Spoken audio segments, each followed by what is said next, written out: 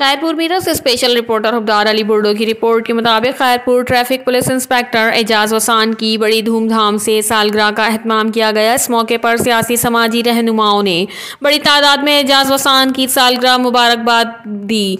एजाज वसान ने कहा, हम बेहद शुक्रगुजार हैं तमाम दोस्तों के जिन्होंने इस खुशी के मौके पर याद किया।